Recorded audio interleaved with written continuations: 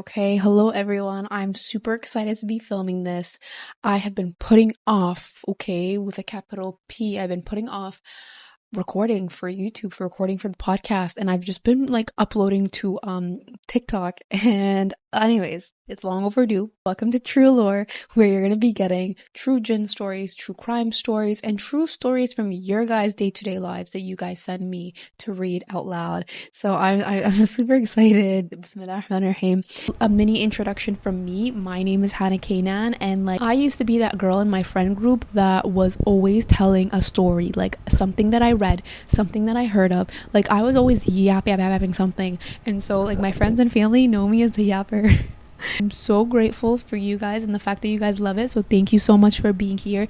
Thank you so much for listening. Today's story is gonna be a new one, and what I'm gonna do is I'm gonna tell two new Jinn stories, and I'm gonna include two old ones for the viewers who have not yet heard it. So today's story is gonna be about a sister, and her name is Sarah. So Sarah, 6 months ago, she was getting married, and she was so excited. She was over the moon. She was like, oh my god, my dreams are coming true. I'm gonna get married. I love this man, and it was literally gonna be the best experience ever. Sarah and her husband literally planned for this beautiful luxury destination wedding, and they were so ecstatic. They were like, oh my god, we've been saving so much for this wedding.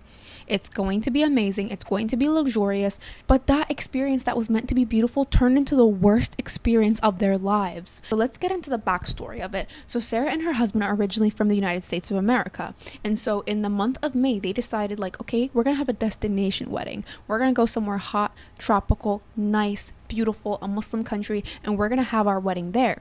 So they planned to venture off and go to Malaysia and have their wedding. It was meant to be bougie, like they were going all out. So both of the families were really just super happy, mashallah. Everybody was looking forward to it. And of course, for a wedding at this scale, a lot of planning, a lot of money, a lot of energy had to go into it. It was meant to take place in a dreamy palace, like overlooking the sea, with both the families, with some friends. Like it was going to be the wedding of the year. So before the wedding, Sarah recalls her being a very semi-religious girl. So she said, I was practicing, I was wearing the hijab, but like many of us, she was doing the fard. So she was praying her prayers, but like anything more than that, she wasn't doing. So wedding day is quickly arriving, and Sarah is feeling kind of nervous, but her husband's like, no, it's going to be the best time of our lives. Like, don't worry about it. Don't, freak out. I got you. We got this. Look at me. We got this. It's going to be a great wedding. So the day arrives, and Sarah's like originally freaking out, but a few hours go by and Sarah's like easing in. Her worries are melting away. Sarah kept on reminding herself, like, I'm starting a new life. This is going to be the beginning of an amazing chapter. Like, I should be celebrating. I should be happy. So she quickly got herself into the mood, and she was like, you know what? This is my day. This is my day. And it's kind of natural for most brides to feel very nervous on their big day. So this was just natural. But she told herself, calmed herself down. She did a couple of self-soothing tactics, and then she was feeling amazing. Basically, the couple planned to have only the wedding in this city, like in this country, but they had all of the other parties back in the States. So the day after the wedding, like they were free, and they were meant to be on their honeymoon, and everybody else is vacationing. So Sarah and her husband went for dinner at a nearby restaurant. So around 11 p.m. Sarah and her husband were just eating. They were just like whatever, relaxing, chatting, and Sarah suddenly began to experience like an excruciating pain in her arm and her shoulders. It was pain so intense that it was unlike any pain she'd ever faced in her life. And despite her discomfort at first, she was really trying to thug it out. She was like, you know what, I'm in a restaurant, I'm gonna this pain's gonna go away. But the pain was not going away. She couldn't ignore it. So she told her husband, she's like, I'm literally in pain right now. He started to massage the area. She's like, I'm in pain right here. So he started to massage the area, but his touch only intensified the excruciating pain she was already feeling. Sarah describes that she felt like she was on fire. And so they returned to their hotel room, and she was hoping to just like sleep it off and like call it a day. But the pain persisted, and when she got up in the morning, she barely had slept. She looks in the mirror and she notices that she has spots all over her arms and her chest. And so she was super concerned. Her husband so shook. And so they went and they visited a nearby pharmacy where they explained her symptoms. And the pharmacist was really helpful. She provided them medication, but Sarah's condition started to worsen. That same night, Sarah was like really unable to sleep. So her and her husband were like, you know what, let's watch some Netflix. Let's get our minds off of this. Maybe Netflix is going to help. About 40 minutes into the show, Sarah's chest started to hurt. Yes, she felt a burning, stitching pain in her chest. Her breathing became labored.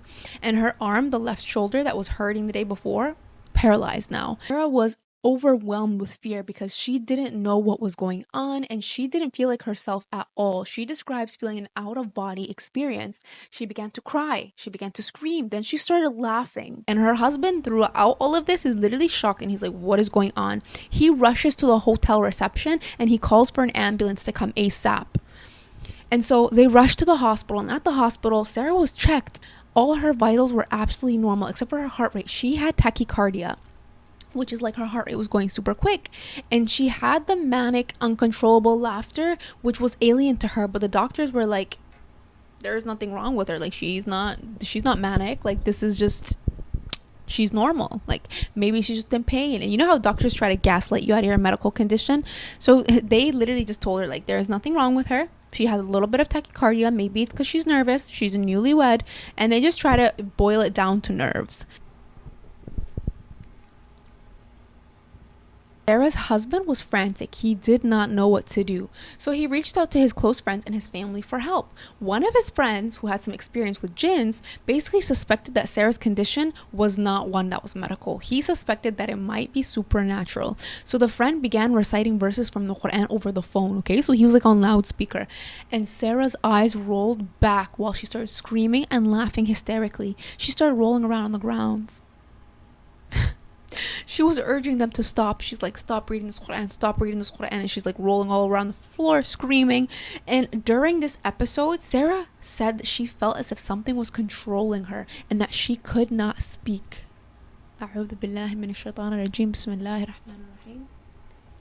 Y'all know whenever I read these, I can't sleep myself. So I was so scared I had to take like a mini break to read Ayat Kursi all over again. So during this episode, Sarah was feeling as if something was controlling her and as if she could not speak. And through this, they understood that they were fully dealing with a jinn that was possessing Sarah. So the husband says, you know what, I can't do this on my own. I need her family. So he decides to take Sarah to her family's Airbnb. So her siblings and her mom and her dad were staying at an Airbnb that was very close by. And the friend that was on the phone said he's going to come over. So they come and all of them come over and they're reading Quran on her, but they plan to bring local sheikhs that are like obviously more well versed in the Quran to come and do ruqya on Sarah. So they plan to call the local sheikhs for ruqya, but then the masjid was closed because it wasn't yet Fajr. So at 5 a.m. they planned that they were going to go to the masjid and they were going to talk to the sheikhs and bring them back to the Airbnb to read the ruqya on Sarah. So the next 3 hours was agonizing for Sarah because she was experiencing the worst erratic behavior from the jinn. And they were trying to read Quran and they had Quran playing, and so you can imagine how she was spasming out. Sarah would scream the most gut-wrenching scream whenever her husband would come close to her. It was crazy. The jinn would react with such menacing laughter and looks, and it would I'm so scared. Okay, I'm better. So it would react with such laughter and menacing looks, and it would claw at her skin and her body. Stop, guys, I can't continue this series. Oh my god. A few hours later, they finally got ready to go to the mosque. Khalas, it's Fajr time, okay? And the adhan, which is the call to prayer, it triggered another like manic crazy laughter in Sarah, and she started screaming again. She started acting erratic. Yeah, I'm cooked tonight. So Sarah started screaming and she starts having manic laughter, and Sarah's auntie told her chill till the sheikh arrives, like please, you have to hold her down. And guys, that's when the sheikh performed literally an exorcism, and Sarah's body was contorting in ways like literally she said that she's never been able to do gymnastics, she's never been flexible, but that day the way her body, she was doing splits, she was doing contorts. Do you guys know when Beyonce's performing and she literally does that back thing where she literally goes all the way back? Yes, Sister Sarah was doing that, and she's never been flexible. And she said that like it was happening uncontrollably and the jinn was resisting to leave her body. I'm cooked tonight. And the jinn was screaming, I don't want to leave.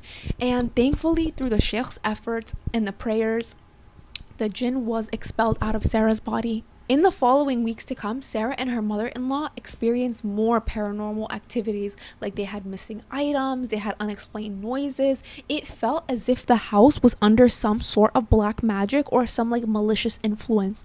And so they were so distressed. At this point, they were like, you know what? Let's leave the country. Let's leave Malaysia. Like this is not doing it for us anymore. We came here for a luxury destination, but we had a horrifying, situation. That's what we had. So their plans completely changed. They were meant to have like a nice vacation. Couple were meant to literally go to a nice beach destination like in a few days, but because of this their plans completely changed, and they ended up going to Saudi for Umrah in hopes that like the jinn will completely leave and the black magic will completely finish.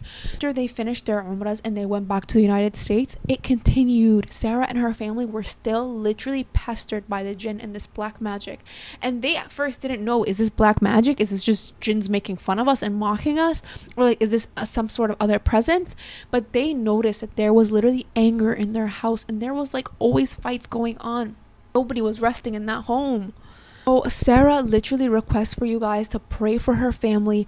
She's hoping for peace. She's hoping for protection from any more like really freaky disturbances. She also urges everybody watching right now to keep reading your protection du'as. Sarah literally said this can happen to anyone. Please make sure, if you're watching this right now, start reading your Ayat Kursi, start reading your 3 quls. So you're going to read Qul A'udhu bin Nas 3 times, Qul A'udhu bil Falaq 3 times, Qul Allahu Ahad 3 times. And you're going to do this at Fajr and at Asr. Do this for protection, and Ayat Kursi as well, for protection throughout the whole day. So from Fajr to Asr, protection. Asr to Fajr, protection. Because Sarah literally said like she feels like she could have avoided all of this with her protection du'as, with all of her protection, and she even has videos which I want to put inside from the entire thing, which documents like all of the events that she went through. So please keep her family in your du'as. Inshallah, that they go through, that all of this ends and all of this evil leaves their family.